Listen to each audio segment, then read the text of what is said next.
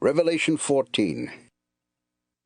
I looked and saw the Lamb standing on Mount Zion.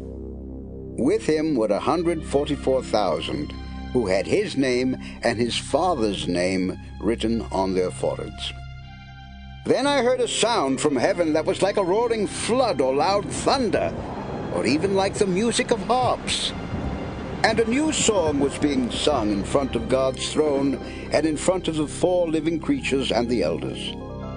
No one could learn that song except the 144,000 who had been rescued from the earth. All of these are pure virgins, and they follow the Lamb wherever he leads. They have been rescued to be presented to God and the Lamb as the most precious people on earth. They never tell lies, and they are innocent. I saw another angel.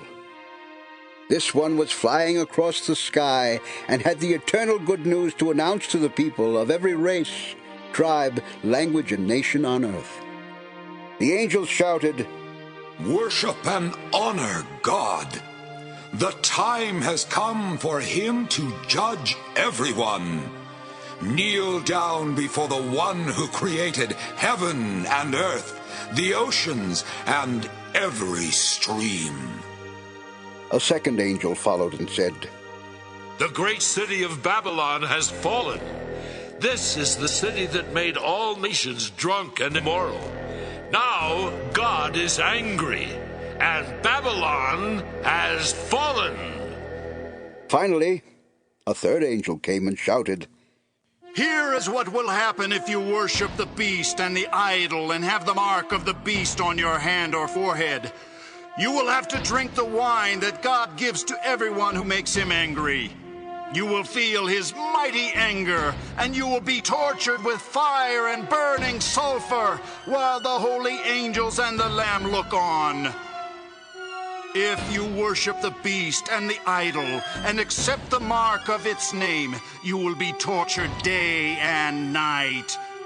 The smoke from your torture will go up forever and ever, and you will never be able to rest."